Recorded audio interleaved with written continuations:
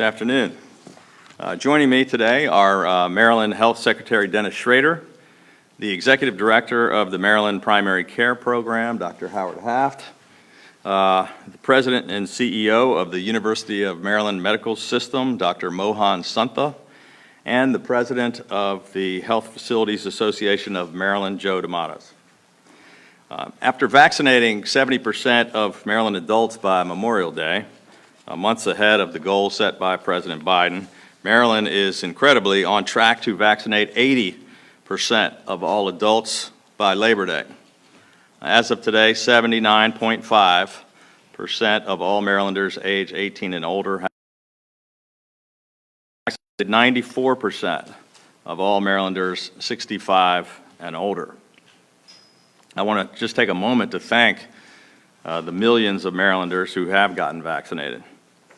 Our daily vaccination rate has increased by 20% over the past month, and we recently hit our highest single day of vaccinations since July 1st.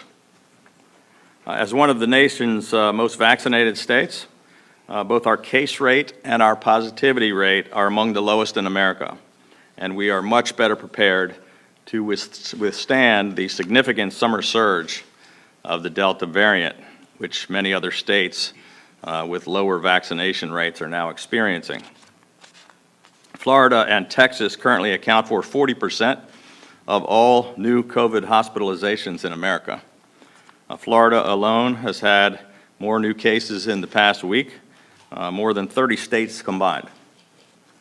Here in Maryland, our hospitalizations are down 70% below their peak and well within our capacities, and we remain far below any of the three pandemic triggers in our protocols.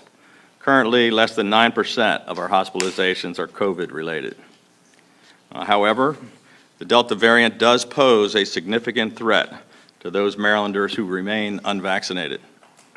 The Delta variant continues to account for 100% of all new cases currently being sequenced in Maryland. The vaccines are without a doubt our single most effective tool to mitigate that threat. Nearly everyone hospitalized or dying from COVID-19 in Maryland is unvaccinated. The vaccines are very safe, they're very effective, and they're completely free and widely available nearly everywhere in our state. To find a vaccine near you, please go to covidvax.maryland.gov or call 1-855-MD-GO-VAX, where our call center is available 7 days a week. As we continue our efforts to get the remaining Marylanders vaccinated, we have transitioned from a state of emergency into an ongoing, long-term public health management response. Our main focus has always been, and continues to be, reducing hospitalizations and deaths, particularly among our most vulnerable Marylanders. Last spring, all across the nation, nursing homes became ground zero in the fight against COVID-19. In the early, very first few days of the crisis, we immediately sat down with industry leaders to figure out what actions we should take. And Maryland became one of the first states in America to issue guidance to state nursing home facilities regarding instituting strict infection control protocols and limiting staff travel.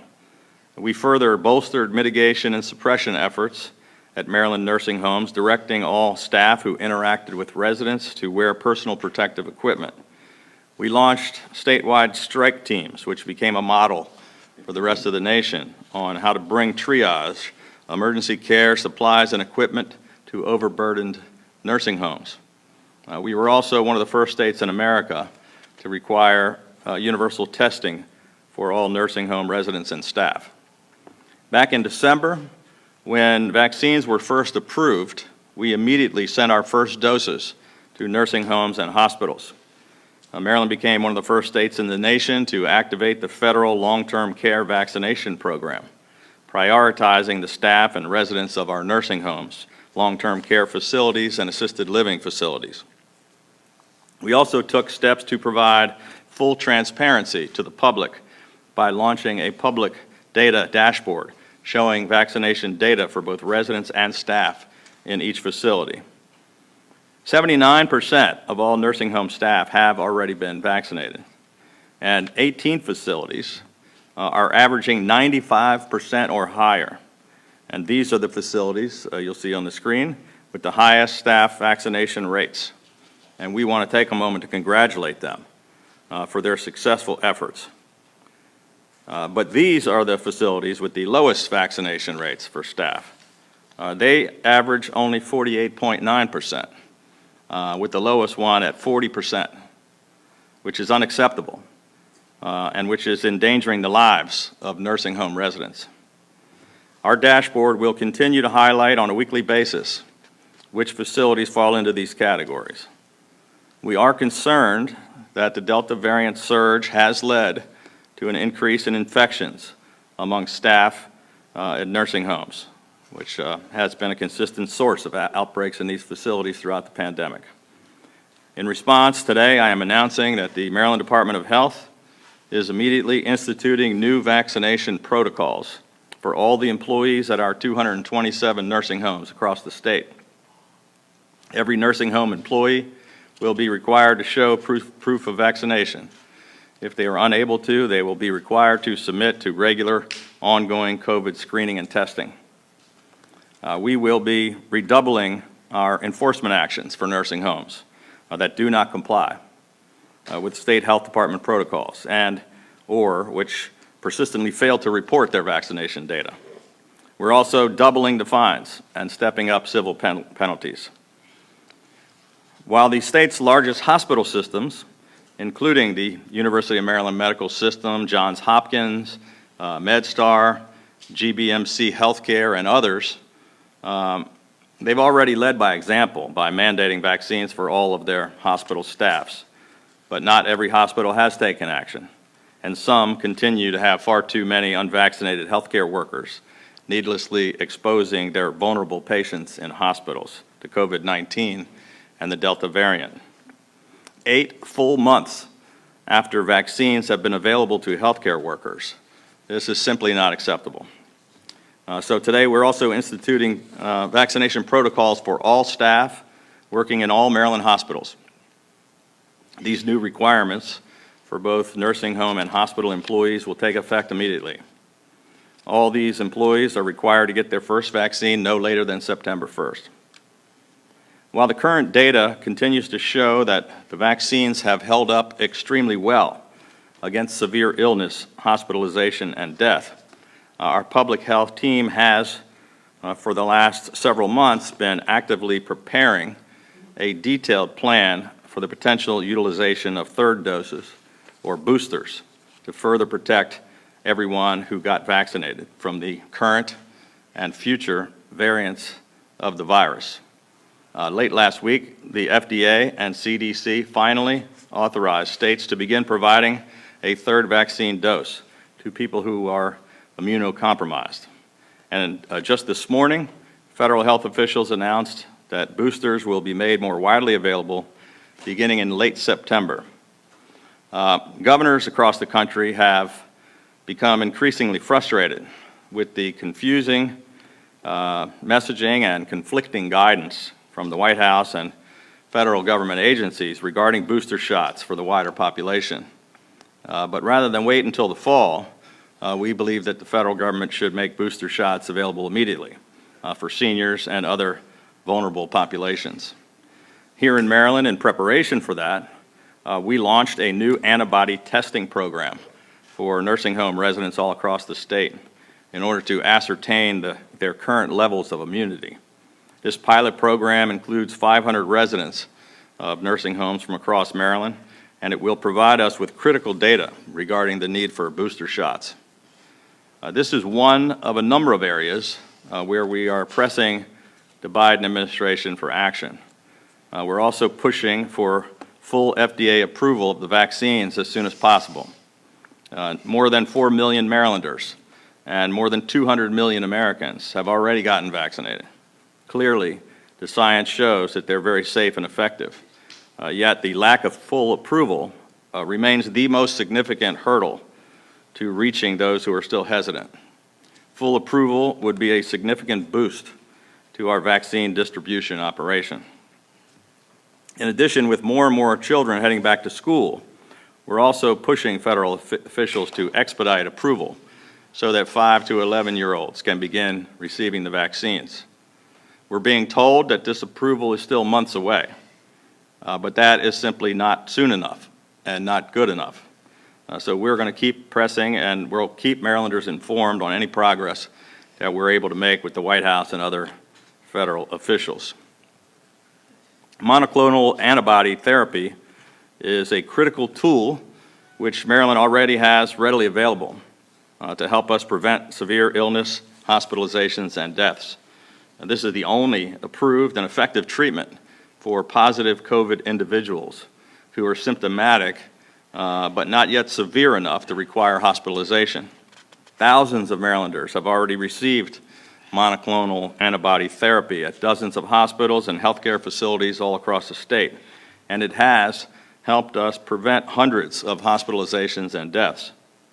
Monoclonal antibodies have proven to be effective against the Delta variant, and state health officials are strongly recommending much wider utilization of them for any patients with mild to moderate symptoms of COVID-19 before it progresses to a more serious illness.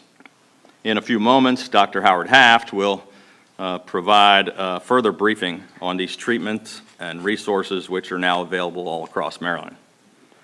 In the coming days and weeks ahead, we will continue to do what we have always done since day one of this crisis. We will keep following the science and keep taking a measured, balanced, data-driven approach in our continuing successful efforts to respond to this pandemic.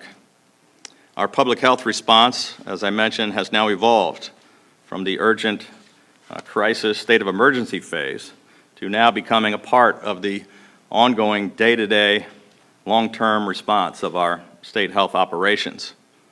And it remains the focus of all of our healthcare heroes who continue to sacrifice sleep, time with their families, and even their own personal safety to save the lives of Marylanders. So to all of our healthcare heroes, I know that many of you are completely exhausted and stretched much too thin, and that in some ways these surges feel like the worst kind of deja vu. We understand, and we feel exactly the same way. But please know that you have earned our eternal gratitude, and your courage and resilience continues to be an inspiration to me and to all the people of Maryland. So thank you for continuing to show us what it means to be Maryland strong. With that, I'm going to turn the podium over to Joe D'Amatos, who, as I mentioned, is the president of the Health Facilities Association of Maryland. He's going to talk more about the importance of getting all nursing home staff fully vaccinated. Go. Thank you, Governor. Thank you all so very much for being here. And thank you specifically, Governor Hogan, for mandating COVID-19 vaccinations for healthcare workers in Maryland hospitals and in skilled nursing and rehab centers. We are entering several challenging weeks of this COVID-19 surge. Following the experience of India and the United Kingdom in recent weeks, we know that this surge of the Delta variant and some breakthrough cases have the potential to be very severe. Governor, what you did today is very important because vaccination remains the single best tool to fight COVID-19, to avoid hospitalization, and to avoid death. Governor Hogan, your announcement today will save lives. Since you and I first met in the early days of the pandemic in March, Governor Hogan's pattern of leadership has actually been fairly consistent. First, Governor Hogan publicly considers.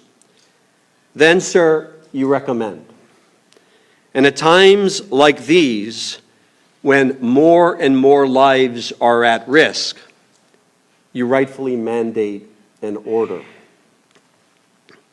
You've been recommending for weeks now, along with me, sharing your frustration on the low vaccination rates amongst some healthcare workers in nursing homes and in some hospitals. Today, Governor Hogan, you are doing the right thing by moving from recommendation to mandate and requirement. Let me be clear.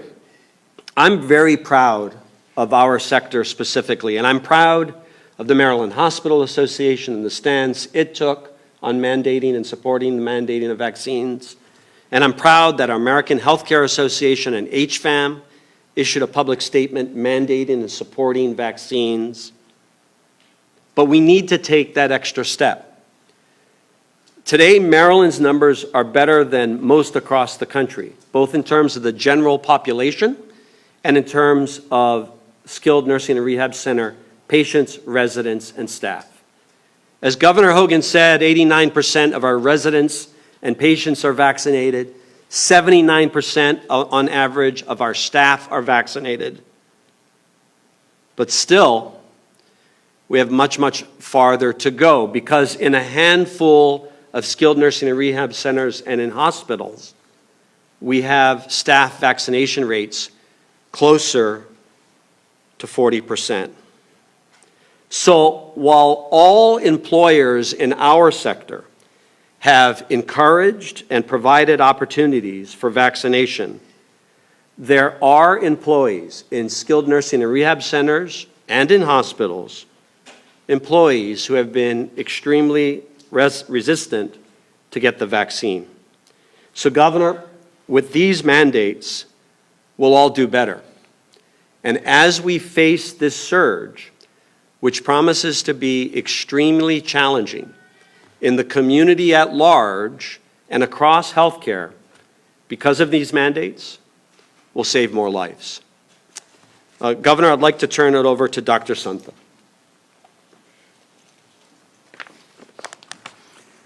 Thank you, and Governor, thank you. Thank you for the leadership, and thank you for the way you've led, and you've done that through partnership. And so we in the hospital industry appreciate that partnership, and I think today represents just the latest example of what that partnership means.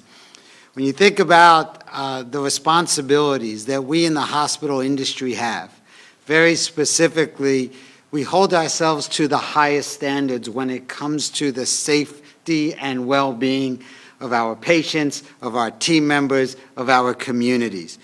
And so it's for that reason, understanding the science and the data of this virus and understanding that the vaccines represent the single most effective tool we have in the arsenal to actually drive us forward and deal with the challenges associated with this pandemic, that now in June, we at the University of Maryland Medical System, in partnership with the other academic health system in the state of Maryland, Johns Hopkins, that we together took the step of requiring vaccination for our workforce. We did so, again, understanding that we have this responsibility that comes with the social compact that is healthcare. As a hospital industry, we have demonstrated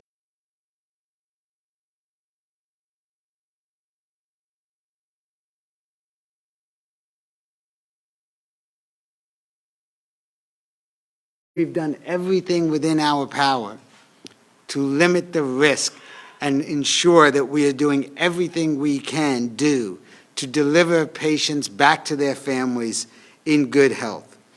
So as the CEO of the medical system at the University of Maryland Medical System, I have a lot of responsibilities, none more solemn than the responsibility I have to our patients, to our team members, and to our communities to keep them safe.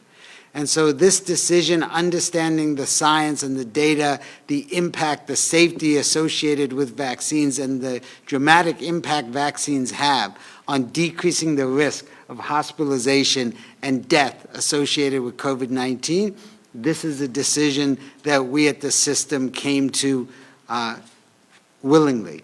I think today, the mandate that you will put forward to the entire hospital industry and to the healthcare industry overall, I think is another step that takes us as the state of Maryland forward and demonstrates once again that we are indeed national leaders in the fight against COVID-19. And so on behalf of the entire healthcare industry, the hospital industry, thank you for your continued support, and we look forward to a continued partnership. And with that, I'm going to turn it over to Dr. Haft.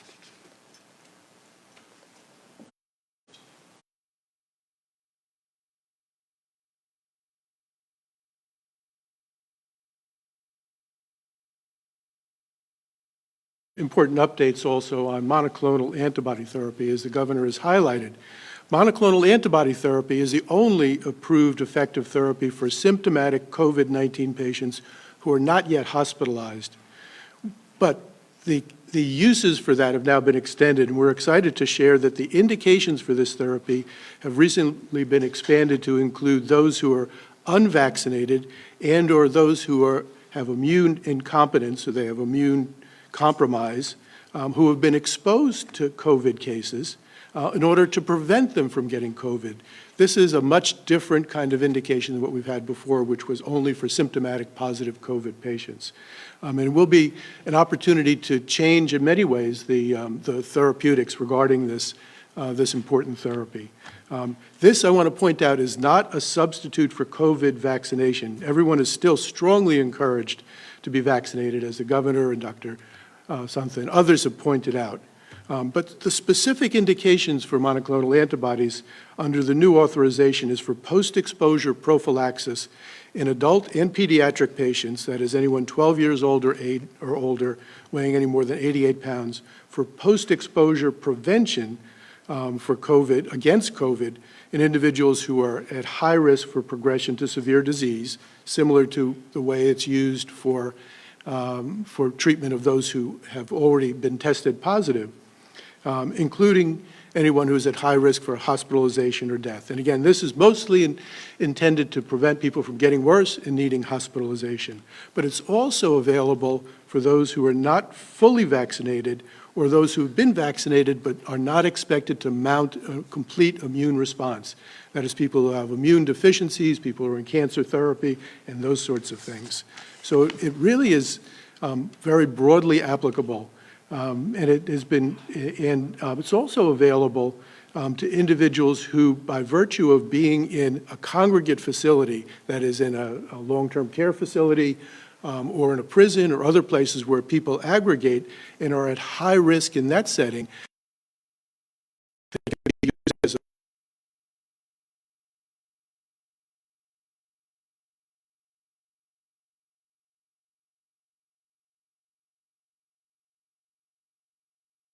COVID, having to be hospitalized or dying.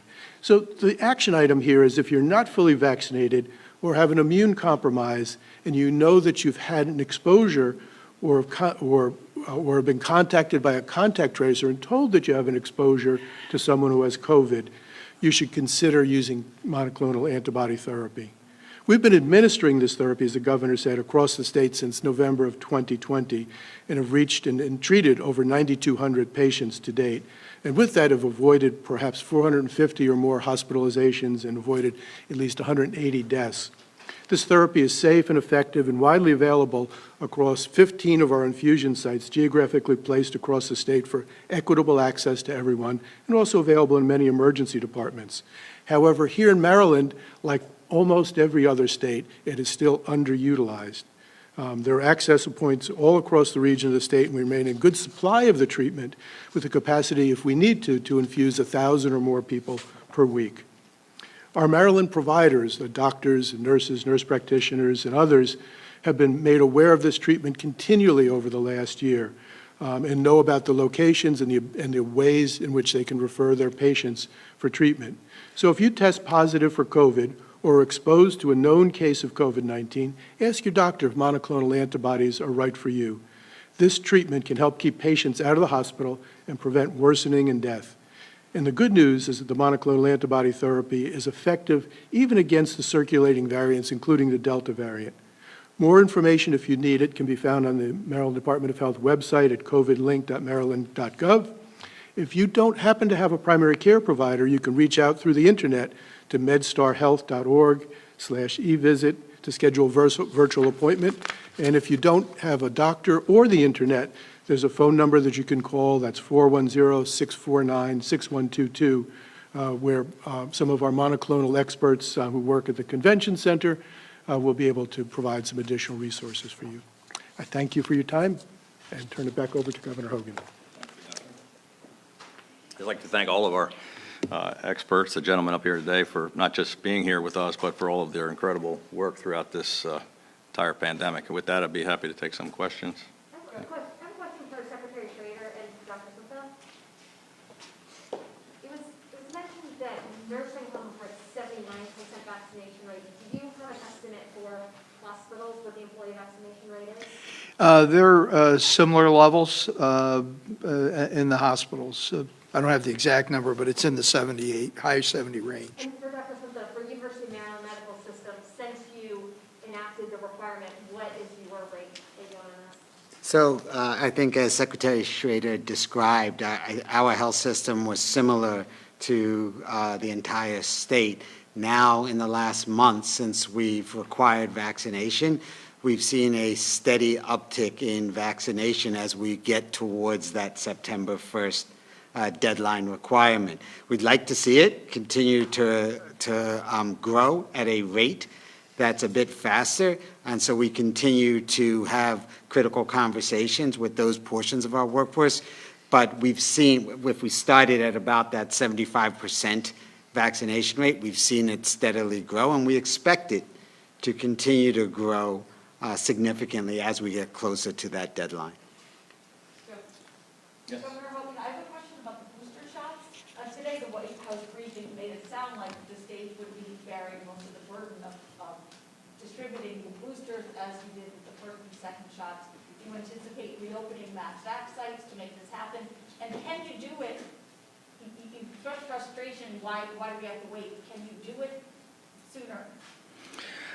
So, no, we're not anticipating having to open the mass vac sites because this is going to be an ongoing response like we do every year, where we have to do flu shots. And people that want these are going to be able to get them anywhere at their local pharmacies, their local primary care providers, or any of our local health departments and any other facilities. So I don't think we need the same kind of volume during that compressed time like we did when we built the sites. We're happy that they made the announcements they did with respect to immunocompromised folks, and I think people have already been taking advantage of that and getting shots across the state for the people who are most vulnerable.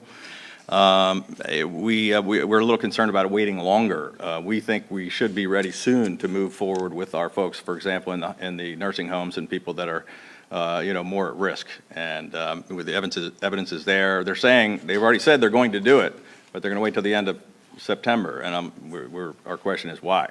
If they know that we should do it, then maybe we should start doing it. Governor, is there any concern about whether you will have enough supply? No, not at all. We have an abundance of supply right now. In fact, we're talking to the federal government about how many vaccines we have that we don't need and trying to make decisions about what to do with them. Because we've vaccinated nearly everybody in the state and we have too many left. If I could just follow up in that regard. So is there a concern about waste of the shots? No, I mean, we just want to make sure that they're utilized. We've used them. We've got 80%. We're, I think, third best in the country on vaccinations, and we want to make sure that people that don't have them, if they need them, we will be happy to send them to them. Governor, when it comes to mandating the vaccine for other state employees, have you thought about that, or are you waiting for the FDA's full approval?